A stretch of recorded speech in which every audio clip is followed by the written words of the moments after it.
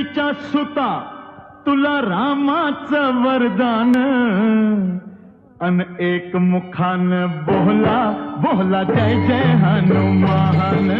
एक मुखान बोला बोला जय जय हनुमान अंजनीच्या सुता तुला रामाचं वरदान